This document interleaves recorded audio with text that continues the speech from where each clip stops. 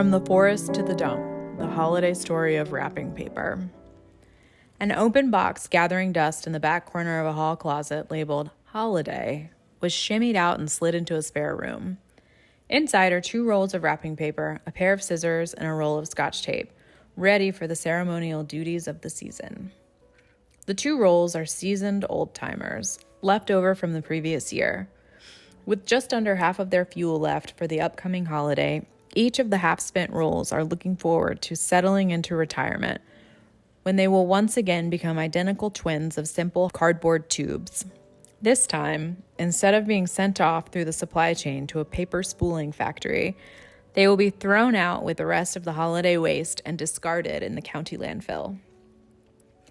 Trash pickup after the holiday can't come soon enough. I can already feel the ocean breeze dancing across my fibers, said the roll spooled with wrapping paper of rainbow Christmas lights. No kidding, Rainbow. We're a long way from our roots. I still have a hard time with it all. Just 2 years ago, we were pine trees thousands of miles from here, said the second Twilight roll, adorned in pink pineapples and text that reads, Mele Kalikimaka, or Merry Christmas in Hawaiian. Best of the worst case scenario, darling. A stroke of incredible luck kept us together, from the forest through the factory and finally to here.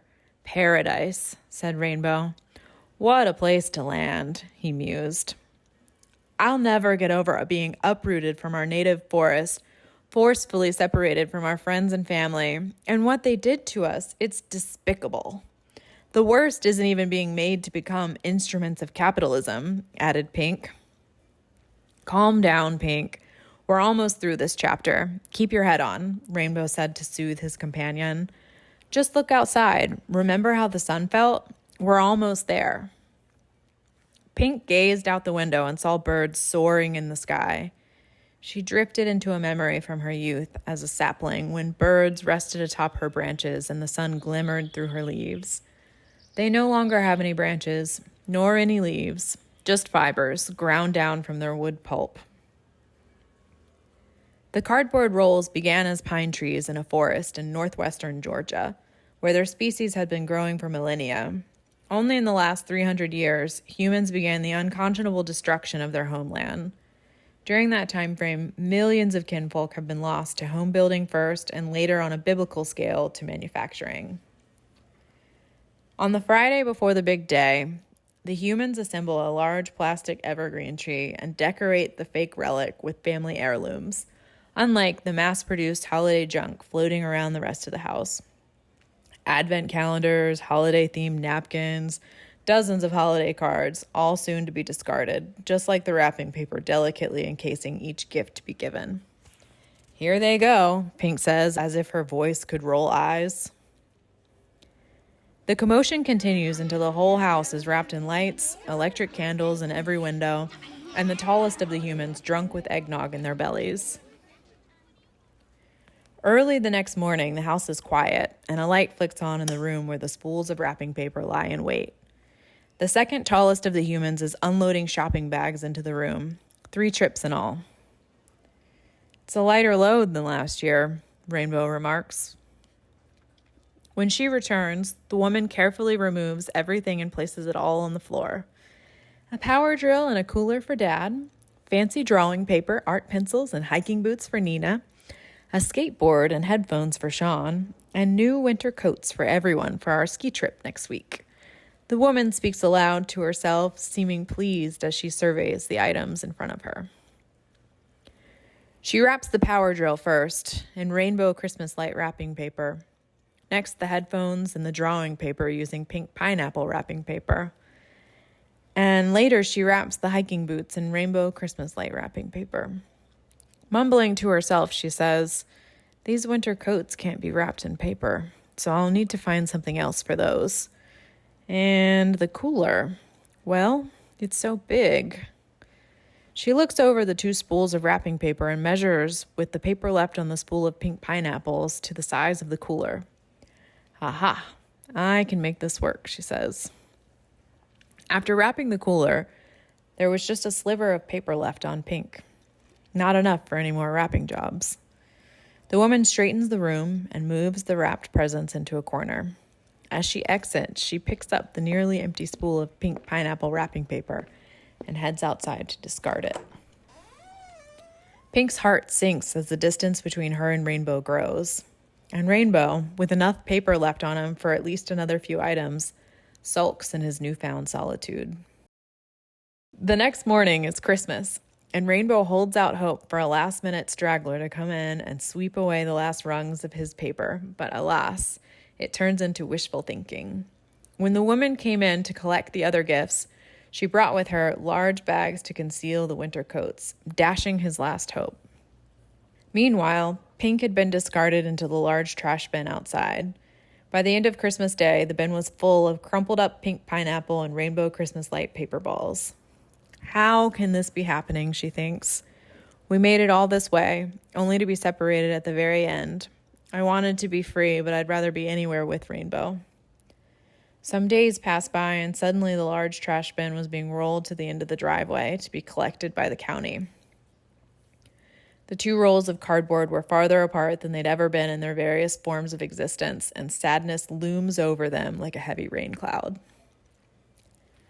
Once collected by the county garbage truck, Pink finds herself in an even larger garbage bin, filled with even more wrapping paper balls and some cardboard spools, too. Although nothing could replace the void left by Rainbow's absence, she was comforted to be in the company of the other cardboard spools. She strikes up a conversation with 3 other spools and learns that 2 of them come from the same forest as her and Rainbow. The third was from a fir forest in Canada.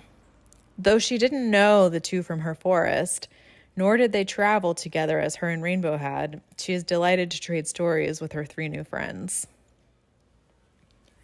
Unsure of what to call her new friends, she asked for their names.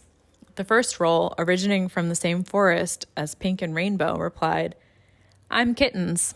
My wrapping paper was Mittens, and Kittens just stuck. And this is Frostbite. His paper was decorated with snowmen." The third roll says, "I'm Jesus." The 3 spools of cardboard pause, and after a few seconds of awkward silence, Jesus adds, "I was wrapped in nativity paper." "Oh," they say at the same time. "What?" "Never mind," Frostbite replied. "Anyway," Pink says, "I've got to rescue my friend Rainbow. We were separated when I ran out of paper first, and I thought for sure he would end up in the garbage bin before trash pickup day. But it didn't happen. The humans must not have wrapped much else." Before long, the garbage truck arrives at the county landfill and dumps its contents into a pile of trash as vast as the forest of their youth. The dump is disorienting, though the 4 rolls find another once again, after rolling to the bottom of a mound of trash atop a puddle of wet goo. Kittens and Frostbite are whispering among themselves. Jesus is complaining about the wet goo, and Pink is devolving deeper into a panic. Despite the goo, the sun is shining and the breeze is warm and salty. It's everything Rainbow dreamt about, and it's exactly how he said it would be. "We have an idea," Kitten says to Pink. "It's a long shot, but it may work." Frostbite jumps in. "As a tree, I picked up on the ways that birds communicate. It started out as observations. Turns out, the place we ended up out here had a pair of caged parrots, and they communicated in the same way as the birds back home. And I started communicating with them." "So what are you suggesting?" Pink asks. "I'll bet you we can communicate with the wild parrots flying overhead," Kitten says. "If we can get one of them to track the house you came from, Pink, then we might have a chance at rescuing your Rainbow." "Never gonna happen," says Jesus. "As much as I hate to admit it, I think he's right," Pink says.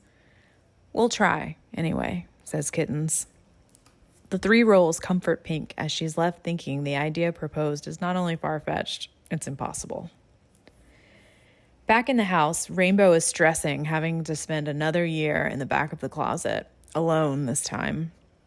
The family is preparing to go off on their ski trip, and the second tallest of them has been frantically cleaning the house, muttering about how she doesn't want to come back in the new year to Christmas in the house. Christmas supplies are still strewn about the room, and Rainbow waits patiently for whatever's going to happen next. He notices a few parrots sitting on the windowsill, and he daydreams about a rainstorm. washing away this nightmare and being back in the forest. He's startled back into the present moment when the woman comes into the room and starts organizing the supplies and decorations back into their boxes. Just as she's about to put the boxes back into the closet, the tallest of the human runs inside with a bag. "I found the presents for Mom," said the man. "Good timing, because I was just about to put the wrapping paper away," the woman said. "You can wrap them now before we head to dinner." "Oh, I'm not going to wrap them. I'll just give her the bag." "You're joking. Arnold, it takes 2 minutes to make a nice impression for your mother. Give it here. I'll do it," she replies, shaking her head. "Thank you, honey. The kids and I will wait in the car. See you in a few," he says with one foot already out the door. She rolls her eyes and grabs the roll of rainbow Christmas light wrapping paper, tape, and scissors. Emptying the bag, she opens a small box containing a necklace of Hawaiian pearls with earrings to match, a jar of seashells collected by the kids, and a set of handmade soaps. Rainbow can hardly believe the turn of events. Even if he does get out of this house, how will he ever find Pink and reunite with his friend? The woman proceeds to roll out the paper, measuring and cutting first the jewelry, then the soap, and what's left of the roll of wrapping paper is just a hair shy of fitting around the jar. "Oh, hell," the woman says. "The kids can just give her the shells." She heads downstairs and outside to the car, carrying the cardboard roll with a sliver of rainbow Christmas lights wrapping paper stuck to it. As she steps outside, several parrots descend on her, a few stringing her hair with their talons to distract her, while another two secure the cardboard roll in their clutches as she drops it, screaming and maniacally waving her arms to shoo away her attackers. The tallest human and the two small humans look on from the car at the shocking scene unfolding before them. While the woman screams, they erupt in hysterical laughter. The birds are now high above the neighboring houses. They're not used to carrying something so cumbersome, but the journey isn't far. They stop for a rest in the crest of a palm tree, and Rainbow, in a daze, soaks up the moment. Sun shining, breeze blowing, and even if he has no idea where he is going or why these birds have intercepted his journey, it's a perfect day, he thinks. Anywhere out here is better than inside that house. The birds take off again, and Rainbow catches a glimpse of the landfill beneath them. The birds drop him near the edge of a large pile of trash, and Rainbow rolls to a stop. After regaining his equilibrium, he notices 4 identical cardboard spools in his vicinity, one with a sliver of pink pineapples on it. Pink shouts, "Rainbow, it worked! Holy shit, it worked! I can't believe it! I'm so happy to see you! We made it! We finally made it!" Frostbite thanks the parrots and makes them an offering of dead insects. Kittens and Jesus watch as the birds nosh on the bugs and fly away. A rain cloud blows in over the landfill and it starts to drizzle. Moments later, the sun peeks through the clouds and illuminates a bright rainbow across the skyline. The end.